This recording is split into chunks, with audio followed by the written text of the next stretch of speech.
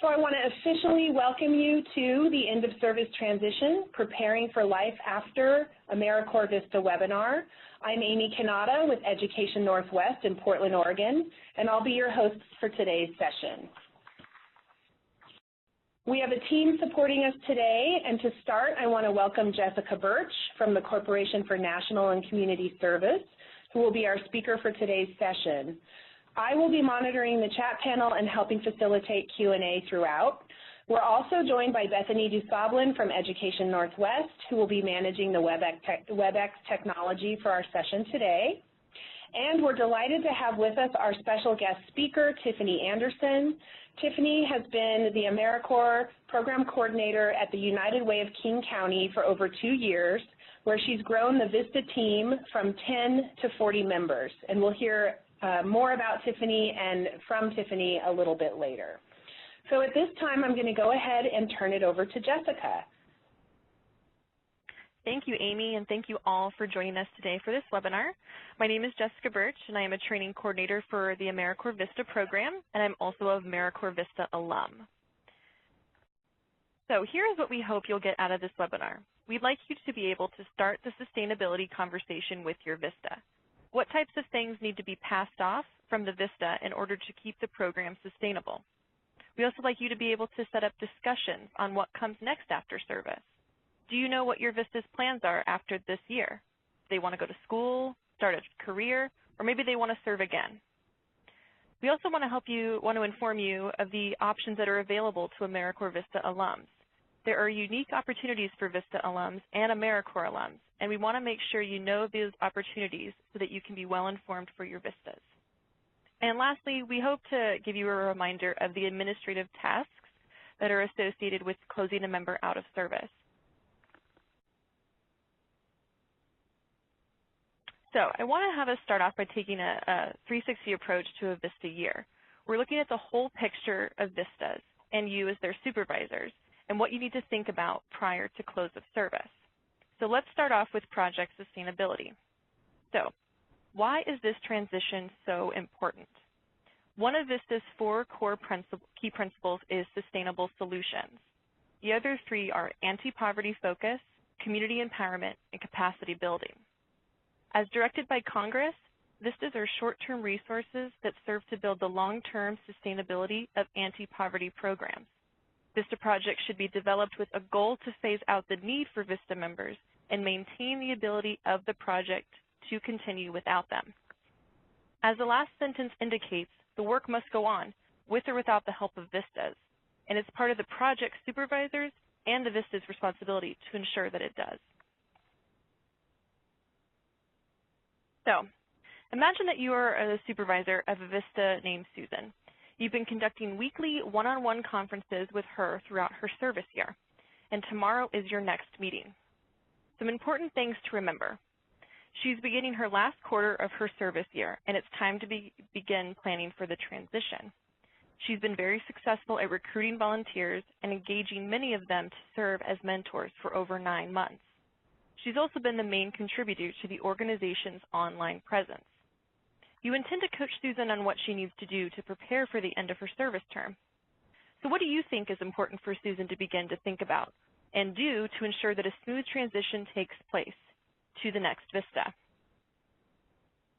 So please take a moment to answer in the chat question, what can Susan do to ensure a smooth transition to the next AmeriCorps VISTA? Please enter your ideas for those to-do items in the chat box and make sure that you send to all participants.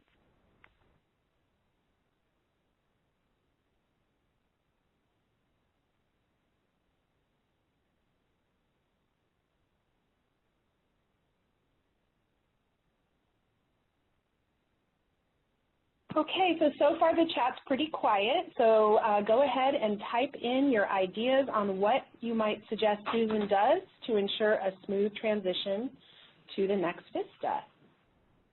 Oh, here's some good ones. We have share the contact list, set up or create a Google Binder with all the information that can be shared with the next VISTA, document processes, create manuals detailing the information, share her contact list, Prepare a concise report on her VISTA experience. Make sure the organization's contact information is set up in the social media campaign binder, good point. And email her contacts about her transition and introducing the new point of contact. Those are all great and important steps as Susan transitions out of service. Yes, thanks, okay, Amy. And Jessica, I'm going to go ahead and hand it back to you. Great. Thanks, Amy, and thanks, everyone, for all of your ideas. These are fantastic. Just a few things other things that Susan can do, as everyone kind of mentioned, develop a transition handbook for the new member, which includes an overview of all the aspects of work involved in performing the job. And also another important one is to plan to keep in touch during that transition period, at least a month or two after they end service, to ensure a smooth transition for the next VISTA. So, as we just mentioned, a key role you play for sustainability is working with your VISTAs to make a plan for passing on that capacity.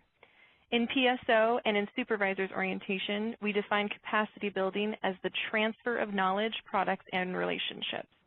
No matter how much information a VISTA gains, how many deliverables they create, or how many professional contacts they develop, if they are not intentionally passed on to others in your organization or community, their work as a VISTA is not sustainable. So, have you and your VISTAs got a plan for passing on that capacity that they are building? If not, here are a few helpful tips to get you started.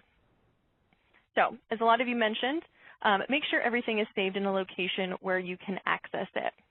Also, make sure you have the password for anything that is password protected.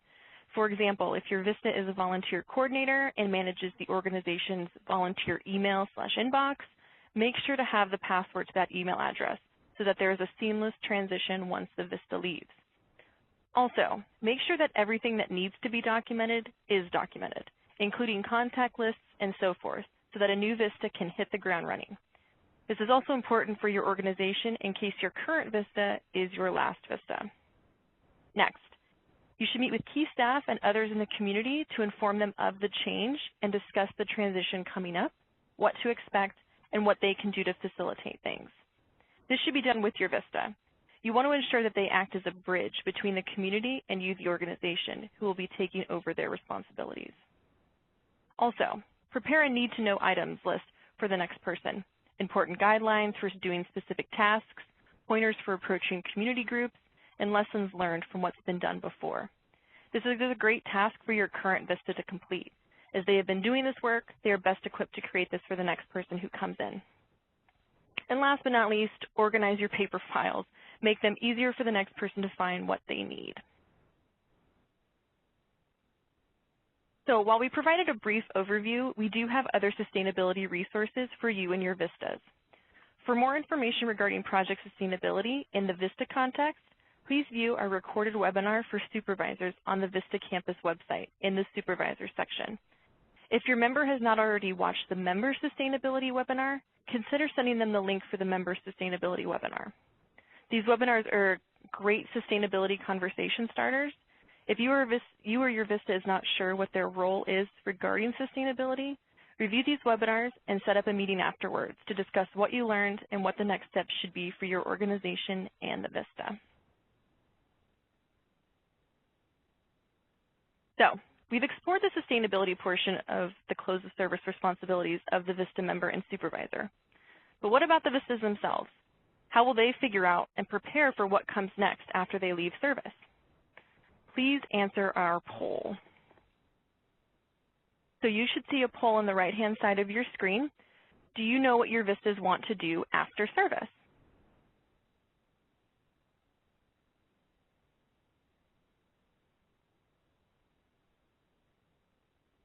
A lot of different things that VISTAs can do. They can further their education, launch a career, continue service.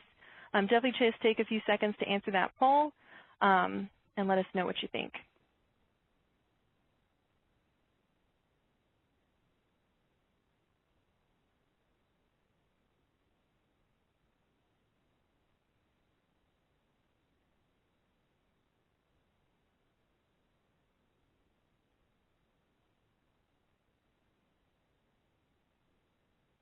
So Jessica, the poll is calculating right now, so we should see some results in just a moment. All right, thank you. So while we wait for those poll results, just a few things to kind of get the conversation started. Do you know if your VISTAs are interested in a career, and if so, what kind of career? Do you happen to know if their resume reflects all that they learned during their service? And do they want to continue doing national service or even international service? Or do they want to go to school? So based on the poll results here, it looks like the two top results are VISTAs want to further their education and launch a career. There's also a significant portion that that wants to continue service, and some of the other fields there as well. So we're going to go over a few of these options. No matter what your VISTAs want to do after service, they will more than likely come to you, their supervisor, for guidance on how to move forward. So we want to give you an overview of some of the options and benefits that are available to your VISTA members once they end service. So we're going to take some time and explore the three most common paths taken by VISTAs after they serve. If you are not sure of what your VISTAs plans are after their service ends, a great way to start that conversation is by using the Transition Talking Points resource that is located on the VISTA campus, and it will also be posted in the chat panel during this webinar. This resource can help you frame your close of service conversations with your VISTA. You can use it as a guide to help having deep and ongoing conversations with your transitioning VISTAs about the range of challenges and opportunities they will face, as well as what options are available to them after they end service.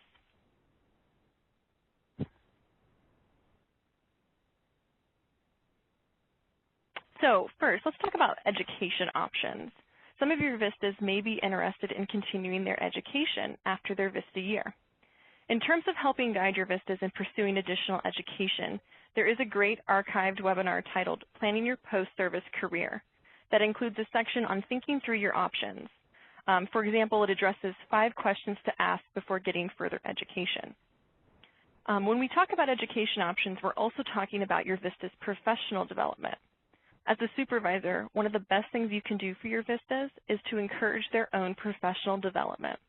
By not just allowing, but rather encouraging your VISTAs to spend time each week working on their own development, you'll be doing them and yourselves a favor. They will become more knowledgeable in a variety of topics that will help them in their service and beyond. So one of the greatest benefits of VISTA service is the End of Service Education Award that members earn and can use towards student loans, future school, and more. Because everyone has different circumstances, it's probably most important that you make sure your VISTAs know about the resources available to them to help them make the decisions about using their Education Award. You should encourage your members to review the Education Award website, nationalservice.gov/resources/edaward, to learn more about the Education Award, form a strategy on how to use it, and discover other post-service opportunities related to school and student loans. As you can see from the 3 examples on the slide, there are a lot of different questions your VISTAs may have about the Education Award and how to use it.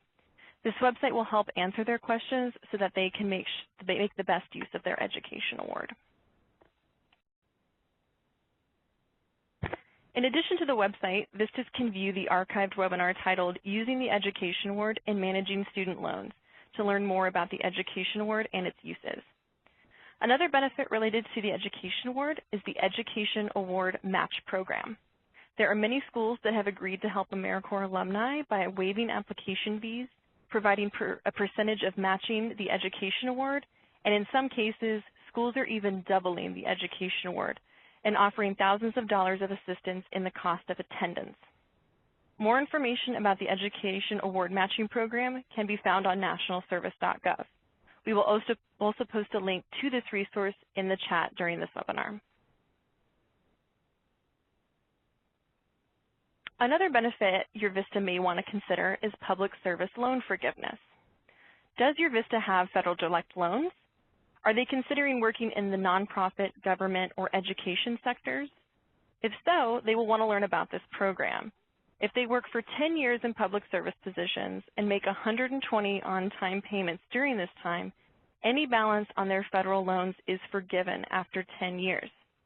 They apply for this at the end of 10 years, but they'll want to learn now about the type of records they will need to keep in order to apply. Information about this program can be found on the VISTA campus under Benefits of Service. So, speaking of career options, some of your VISTAs may want to start a career after they end VISTA service. When talking to your VISTAs about career options, you may want to help them narrow down which sector they would like to work in. Do they want to continue in the public sector? And if so, there are differences in working for nonprofit organizations, foundations, and then institutions of higher learning. Let's discuss a few of the sectors.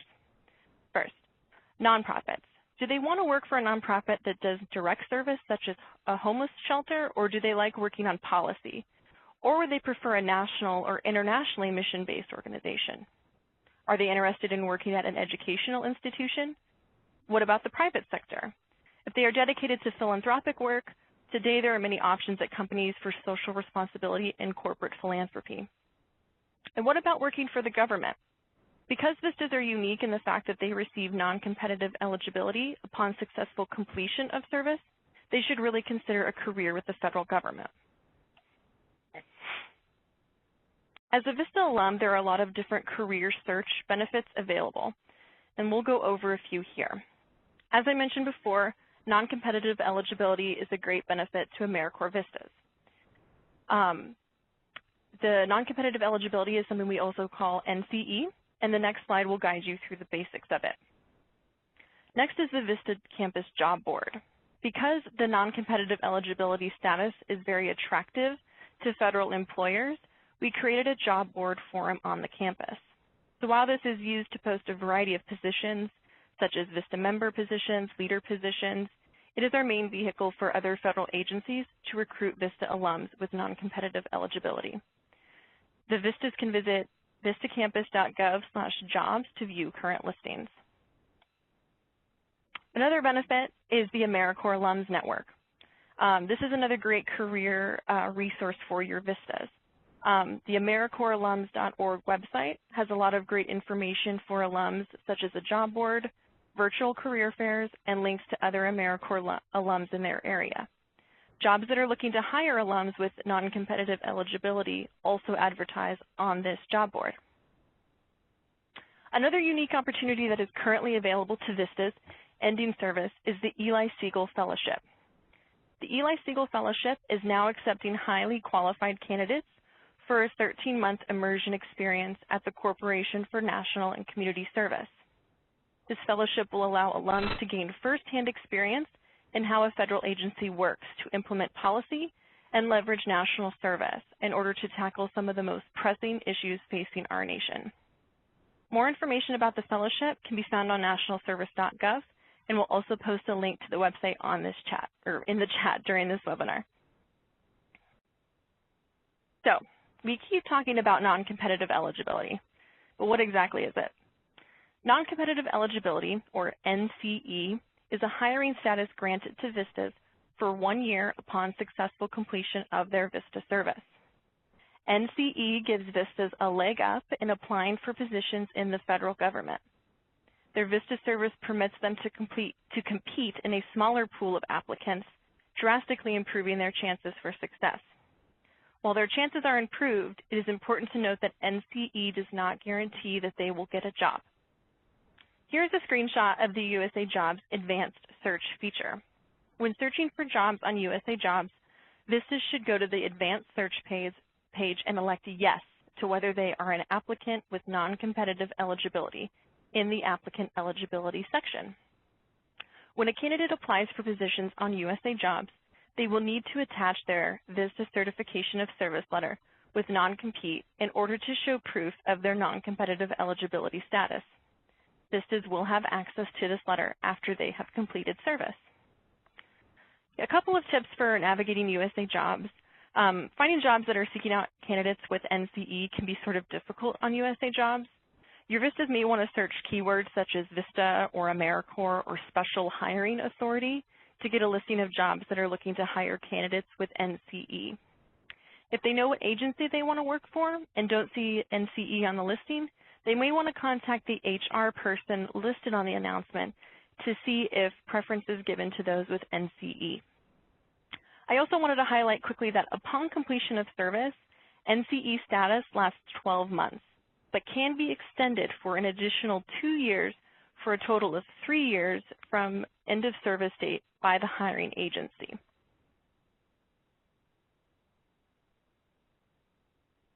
As part of the White House ceremony commemorating the 20th anniversary of AmeriCorps, President Obama launched Employers of National Service.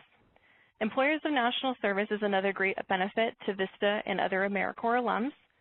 Employers of National Service builds a talent pipeline for employers, which connects AmeriCorps alumni with leading employers to create recruitment, hiring, and advancement opportunities. It allows employers to have new access to a dedicated, highly qualified, and mission-oriented pool of potential employees and National Service alumni. It also allows VISTAs access to a list of employers who value the work that they did during service. This list also includes private, nonprofits, schools, state and local government, and federal government employers. We highly recommend this resource to VISTAs looking to be employed by employers that understand and value the skills they gain during their service year. Here are just a few of the many employers of national service. Every day the list grows, so definitely have your VISTAs check here often and check the website often to see if there's new employers that are considered an employer of national service. So your VISTAs are about to end service and are ready to get a job and start their career.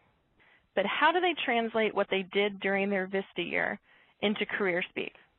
Have your VISTAs asked you for help describing their VISTA service? Please answer our poll. So take a look on the right-hand side again where the other poll was. Have your VISTAs asked you for help describing their VISTA service? Take a few seconds to go ahead and make that selection.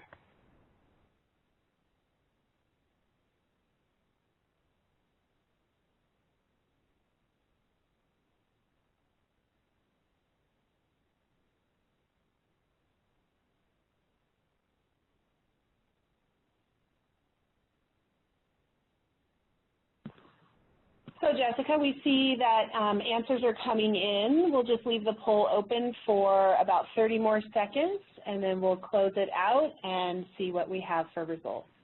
Great. So while we wait for those results, just a few things. While you as a supervisor may know how awesome VISTA is and the impact your VISTAs have on your organization and community, there's a good chance that employers will want to know what VISTA is and what kind of activities your VISTAs do during their service. So it looks like that poll has closed, so we're just waiting for the results now.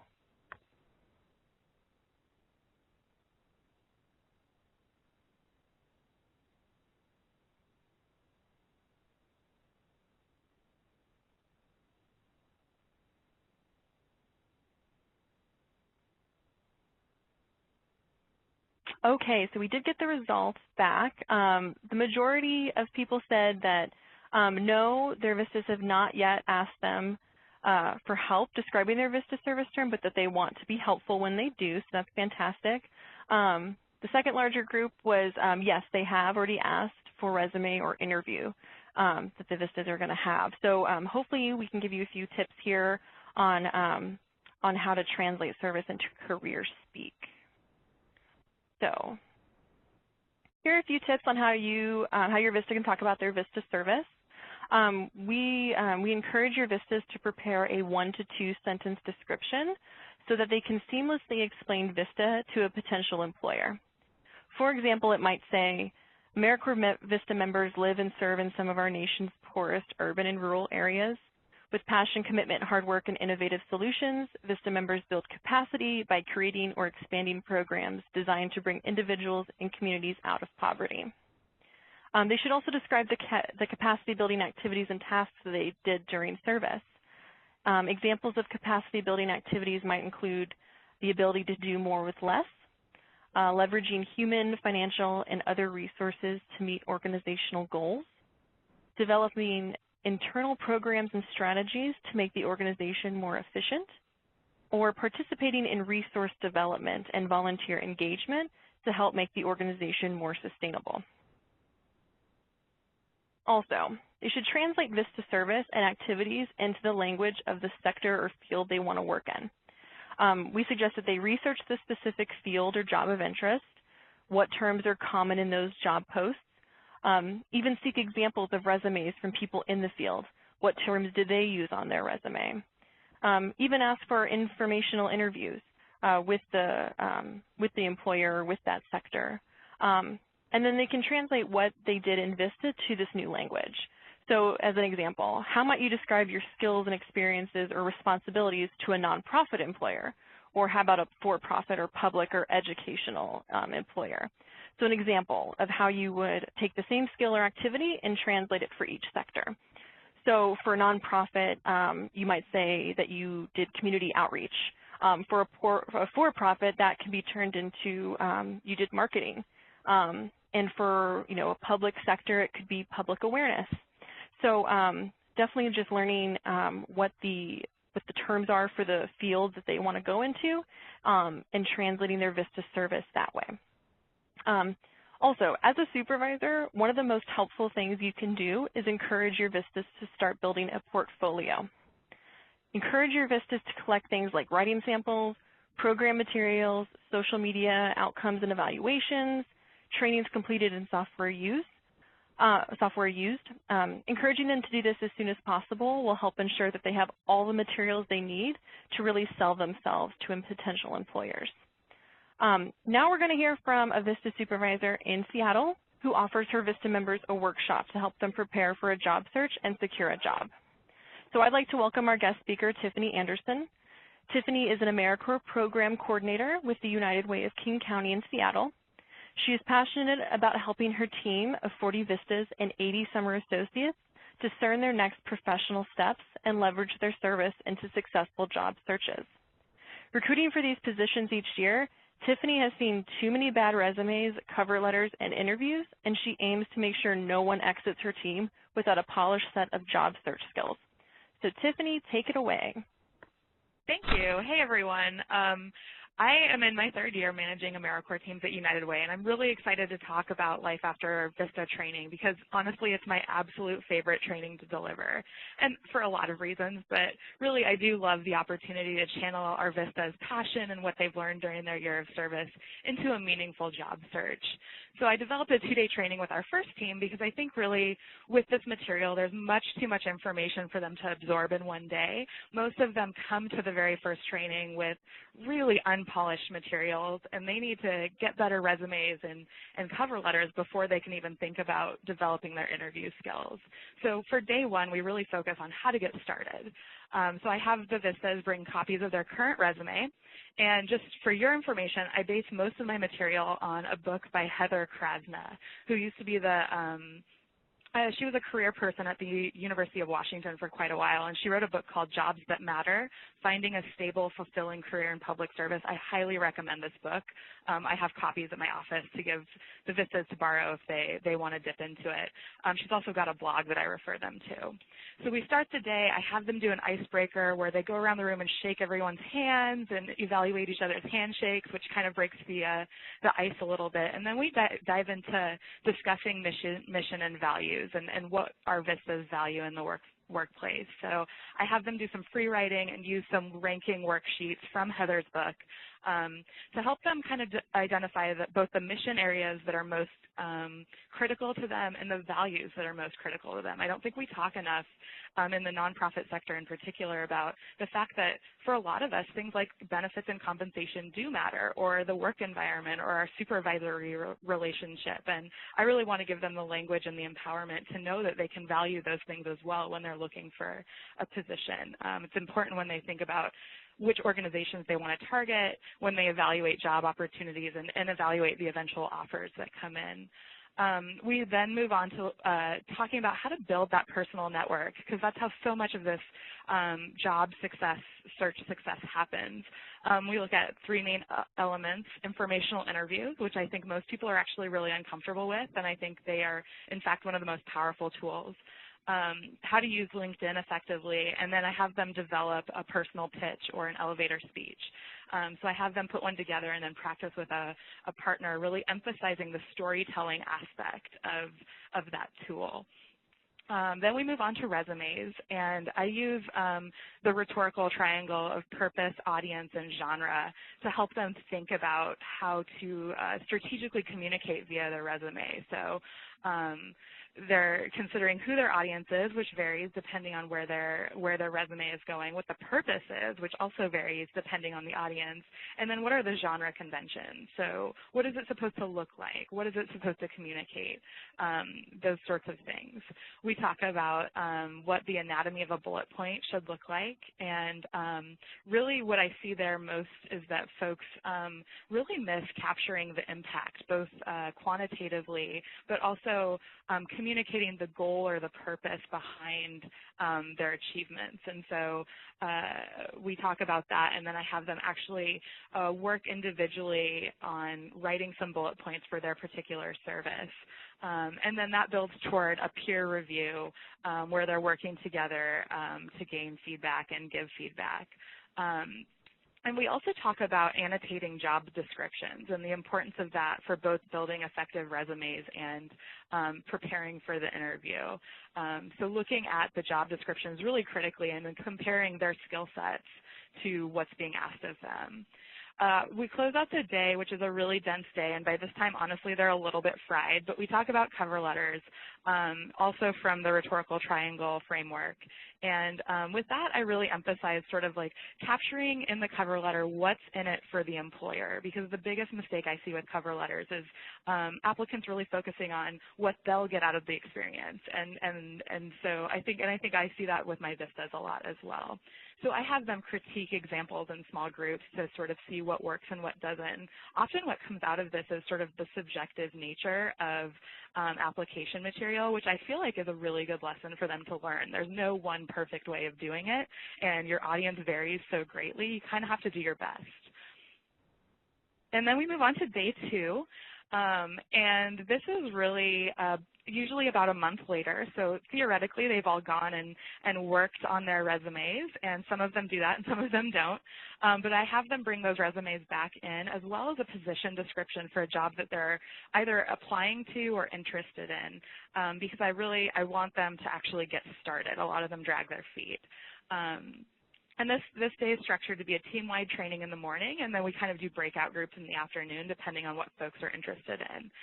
We start the day with a resume round robin, which is actually often their favorite thing, and it's based on the idea that most recruiters look at resumes for 20 to 30 seconds. So I have the VISTAs kind of sit in small circles and pass their resumes around. They attach a sort of a blank paper, and I give them 20 seconds to look at a resume and about a minute to write comments about what they're noticing. And we repeat that for 10 different resumes, and that both gives them a sense of like comparison to what other folks are doing with their resumes. It helps them kind of realize what stands out in a resume when you're only looking at it that quickly, and then hopefully they get some really useful feedback about what people are noticing, both positive and negative, in such a brief perusal of their own material. After that, we do some interviewing activities. So I kind of start with a broad lecture about the purpose. We talk about keys to success and nonverbal cues, and then we really focus on kind of unpacking behavioral questions and the problem action result method of answering questions. And so I have them work independently to kind of reflect on their VISTA service and create these problem action result responses. And then I have them work with a partner to actually do practice interviews. So this is kind of fun. I give them a behavioral question interview bank, and then they trade job descriptions and create behavioral interview questions that target the job description of the partner, and then basically interview each other. So in that interview, they should be practicing their personal pitch. They should be practicing PARs, and then giving each other really useful feedback on what's standing out and what they need to work on. And then we really close out the day discussing how do you create good questions to bring to an interview. and how can you find out some insider knowledge about these organizations? So we spend some time looking at 990s and kind of just I pull up a computer screen and they shout out organizations, and we look at their 990s and see what we can learn about these organizations. Lastly, we talk about salary negotiation, because my biggest pet peeve of VISTAs coming out of service is that they're often very willing to take the first offer they get, and I think they don't think critically about what they want and need in terms of salary and benefits and compensation, because they're willing to just take anything. And so I actually have them practice negotiating for salaries, which makes them really uncomfortable, which I kind of love. And then in the afternoon session, we kind of break out. So I have a computer lab where they do free time working, actually applying for jobs if that's where they're at. And then they also have the option to meet with me for one-on-one mini feedback sessions. And then we also do breakout sessions on higher education and resources for using the Education Award. And these are pretty tailored to questions that they've posed to me in advance. They're typically smaller group sessions, and so we can kind of go where the interest is as opposed to having like a really structured session. So that's the quick and dirty overview of what we do, and I'll look forward to answering questions if they arise. Thank you so much, Tiffany. That is a ton of information, which is so useful, and I'm sure your VISTAs are just so well prepared once they get out of their VISTA year going into the job market. So as Tiffany touched on briefly, resumes are an important part of not only a career search, but also when looking at graduate school or post-grad or any of those sorts of things. Resumes in general can be a daunting task, whether you're a seasoned professional or applying for your first job. And your VISTAs will more than likely look to you for guidance on how to write or update their resume. So writing a resume that translates service into career speak is just like writing a resume to reflect the activities they did in any other position. So some general tips. So your VISTAs should be specific.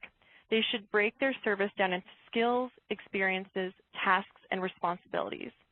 They should name the organization and communities in which they worked as well. You should encourage them to not undersell themselves. Confidence is key with resumes. Also, whenever possible, they should quantify their achievements and successes. We also suggest that they create a master resume to capture all their experiences in one place. Then from there, craft specific resumes for specific positions. Important things about bullet points and about specifics of their VISTA service, they should definitely use action verbs. And they should also try to mirror the language in the job posting. So for example, if the position is looking for someone who has developed a website, your VISTAs should more than likely use the word developed in their resume. Just some of those examples. But definitely tailoring their resume is key to success. So let's look at two examples of a resume. We'll start it with a not-so-good resume. So as you can see, this resume is pretty general, and it has a vague explanation of VISTA service. It's not targeted for a specific field or job, and there aren't any real strong action verbs. They just say they volunteered with Rose City Youth, but no real mention of what AmeriCorps VISTA was or what they did and what they accomplished. So here's a better example. And what makes this example better? Well, let's ask you, what makes this example better than the last one? So enter your thoughts in the chat panel. What makes this resume better than the last one that we just looked at? So just take a few seconds, minute or two, and write in there. So some things are coming in. So this one includes the volunteer's title. So they were a volunteer manager. There's a lot of great action verbs. So they've recruited, screened, managed, committed, participated. It's far more descriptive. It also includes specific details of the responsibility. So they increased size of volunteer program from 25 to 35 active volunteers. That's definitely an example of being quantitative in their resume. And it also gives a better understanding of what VISTA is. It says committed 1 year of full-time national service to nonprofit organizations serving at-risk youth in Portland, Oregon's Northeast neighborhoods. And like someone mentions here, it is they use more purposeful verbs and descriptions. And it also gives the employer a better idea of what VISTA is and does. And just by looking at it, this person is more confident in their experience and what they're writing about. So thank you all for those observations about this resume. I think we can definitely tell the strong suits of this one, so thank you all for that feedback. So because we know resumes and career search and all of those things are really important, VISTAs can view an archived webinar titled Translating VISTA Service to Your Resume and Career to learn more about how to craft a compelling resume and prepare for their career search. So last but not least, we're going to talk about serving again. Many of your VISTAs may be interested in serving another year with VISTA or maybe even with a different program. So we're just going to go over a few different service opportunities that your VISTAs may be interested in. So the first, AmeriCorps VISTA. Your VISTAs may want to serve another year with the VISTA program. In addition to being able to do another year of VISTA, members may also be interested in serving as a VISTA leader. Leaders play a strategic role in recruitment, retention, and performance. Being a VISTA leader comes with all the benefits of the VISTA program, but includes an increased living allowance amount. To learn more about VISTA leaders, you can visit the vistacampus.gov, and we'll post that link in the chat. Another program is AmeriCorps NCCC, or National Civilian Community Corps. NCCC is a full-time, team-based residential program for men and women ages 18 to 24. Members are assigned to one of 5 campuses nationwide. Along with NCCC, there is FEMA Corps, which is a unit of 1,600 service corps members within NCCC and is solely devoted to disaster preparedness, mitigation, response, and recovery. And to round out AmeriCorps, we have AmeriCorps State and National. AmeriCorps State and National engages thousands of Americans in intensive community service each year. Members address critical community needs in education, public safety, health, and the environment. AmeriCorps State and National is a lot of direct service. So how VISTA does indirect service, State National does a lot of direct service. They can also join the Peace Corps. The Peace Corps is the preeminent international volunteer service program in the United States, which sends American volunteers overseas for 27 months of service in various program areas. They also may be interested in private volunteering. Many of your VISTAs may want to do what is considered private volunteering, and that can be anything from serving with local community organizations, at schools, hospitals, or even after-school programs. By private volunteering, we're just touching on the fact that most VISTAs continue a lifetime of service and being active citizens. It is our hope that members learn during their term of service what it means to be of service to their communities, and that they carry that through with them the rest of their lives. There's just a few of the examples of serving again. So now that we've talked about sustainability and educational, career, and service options for your members after service, and how they can prepare for life and career after VISTA, now comes the administrative tasks associated with a VISTA leaving service. So, as a supervisor, you should make sure that knowledge, products, and relationships have been documented, that you have completed the VISTA's final performance evaluation and exit interview, that you have completed the Future Plans form, Part B of the Future Plans form, performance evaluation in the my.americorps.gov system or in eGrants. If you are a sub-site supervisor, you may not have access to complete this in eGrants. You should follow up with the VISTA project director with regard to completing this form, and also certify that Future Plans form. Important things for your VISTA members that they need to do. They need to complete their Future Plans form, the first part of that. What that Future Plans form does, it indicates what they want to do after service. Are they going to plan to end on time? Are they going to want to extend their service? Or are they going to re-enroll for another year? So they definitely need to complete that. They should also update their forwarding mailing address in the my.americorps.gov system. If your VISTA is relocated to serve, they will have a close of service travel reimbursement voucher on their account that they will need to submit to the VISTA Member Support Unit in order to get reimbursed for that travel. And last but not least, they'll want to download their Certification of Service letter. This letter will become available once the VISTA has been officially exited from service, and this is the letter that they will need to use, that they'll need in order to apply for non-competitive eligibility positions with the federal government. So they definitely want to make sure that they get that. So now that we give you all this great information, wouldn't it be great if we gave it to the members? So we are planning on doing a close of service webinar for members. It is a companion webinar, so they will be able to participate in this webinar on June 24th. They can register. It is live for them to register, so we do ask that you encourage your members who are nearing their end of service to attend. Just like all of our other webinars, this will be a recorded webinar and will be available on demand. So if you have some VISTAs who are not quite in that position yet to be looking towards the end of service, they will have access to this at a later time. So we've talked about many different resources on this webinar, and so we wanted to provide a list here. You'll also find this list on the VISTA Campus recording page for this webinar. We're also including a few resources that we didn't mention but are still valuable to share with your VISTAs. If you're ready to start, if their VISTAs ready to start searching for or researching potential jobs, they can start with sites like the VISTA Job Board, USA Jobs, or AmeriCorps Alums. Depending on the sector of interest, they'll also want to explore sites like idealistcareers.org, Indeed.com, simplyhired.com, or even monster.com. If they're considering a next step to education, they may want to check out a list of grad fairs hosted by idealist.org.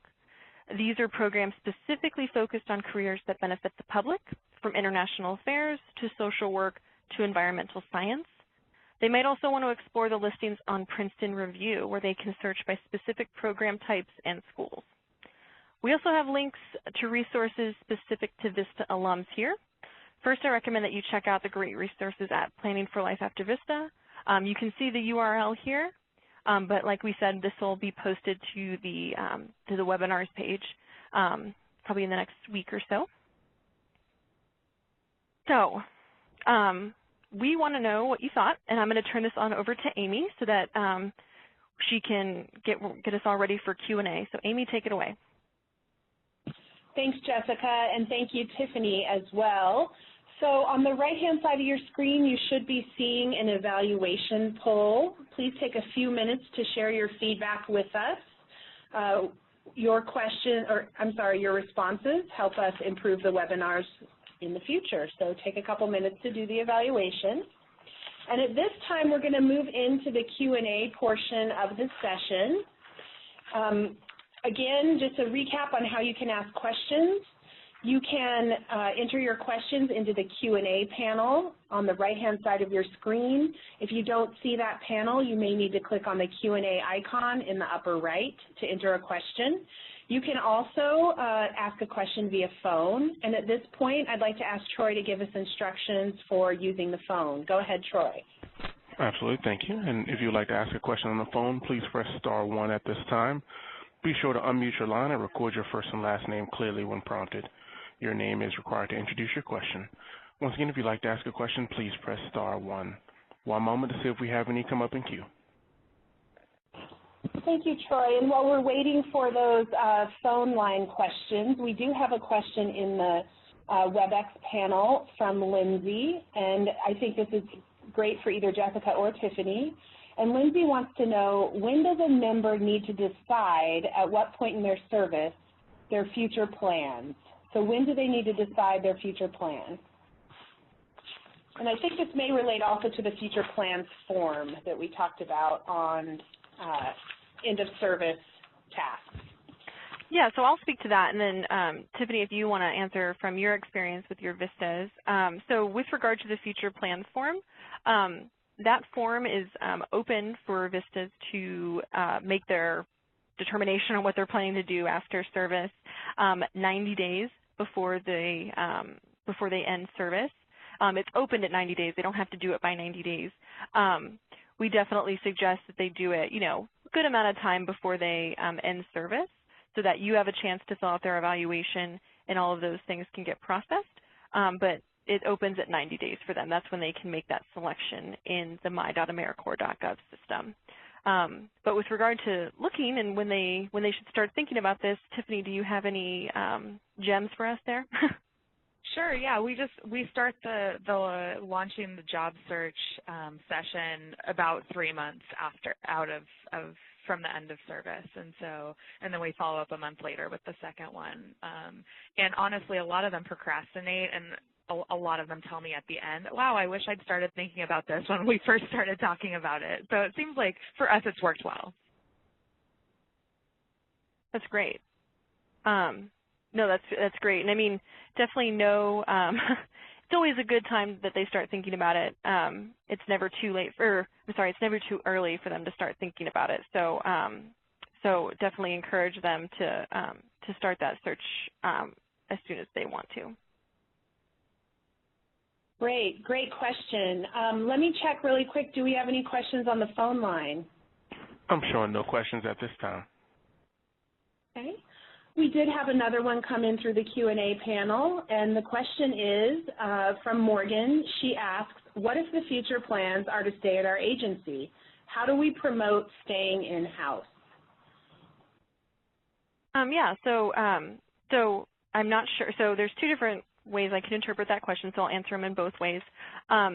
If your VISTA is planning on, they want to re-enroll for another year, so they want to serve as a VISTA again for another year at your organization, they can definitely indicate that on their future plans form that they plan to re-enroll at the same project. When you fill out Part B of that future plans form, you'll have an opportunity to evaluate them as well as put in comments. So if you want to advocate for that person to re-enroll, definitely put that in there, and your state office will take a look at it. Because of budgets and on allocations on where VISTA members can be, there's no guarantee that that a re-enrollment will be granted. But definitely be in contact with your state office. If your VISTA is a rock star, make sure that they know that, and they'll do everything possible to ensure that that person can stay at that agency for another year. If you're asking specifically about if your agency wants to hire them, so if they've served as a VISTA and then, hey, Sarah's really great and we want her to stay here for, we want to hire her, you can definitely do that. That's something, you would need to work out with your organization, have her apply and all of those sorts of things, and obviously she couldn't be working there while she's serving as a VISTA, but that would be something internal for your organization. And Jessica, I would add that at United Way we have, we're a huge organization, and I have throughout the year different teams come in and do sort of like career question and answer panels. So we actually just had one with our fundraising team, and they came in and talked about what it's like to work in the field, what a day in their, life of their job looks like, and that's a way for the VISTAs to get exposure to different opportunities, as well as for the different teams to get to know our VISTAs better. That's great, Tiffany. Thank you. You guys just do so much there in United Way. It's fantastic. So, so hopefully that answers your question, Morgan, and it definitely we can provide more clarity. Just let us know. Great. Thanks, you guys. Any questions on the phone line? I'm still showing no questions at this time. Okay, great. We did have a point from Kate around what she's seeing in the VISTA campus around the jobs that are posted. Many of them are VISTA leader positions. Thank you, Kate, for pointing that out. That's duly noted. Okay, any other questions that folks want to answer, please enter them into the chat panel, into the Q&A panel, or use *1 to ask a question via the phone. And we'll wait just a few more, probably 30 seconds, and then we'll go ahead and close the session. Amy, I wonder if I could just kind of give one follow-up comment to Kate's point about the VISTA Campus Job Board. And just to note that on the campus job board, there are filters by location, and then if you scroll down, there's also a way to filter to jobs that are NCE eligible. So that can be a good way to kind of quickly see jobs that have been posted by federal agencies that do have non-competitive eligibility. Great, thank you, Scott. And Scott is our lead on the VISTA campus, so he has all those detailed notes that I do not have. Thank you so much. Okay, well, I think we're going to go ahead and move on and wrap everything up at this point. Thank you so much for attending our webinar today, and we hope that you can join us next month for our session specifically designed for sub-site supervisors. The role of sub-site supervisors, which will happen on June 16th at 2 o'clock Eastern. You can check out the webinars page on the VISTA campus to sign up for future webinars or watch archived webinars on demand. So thank you all very much. Have a great rest of your week and a wonderful holiday weekend.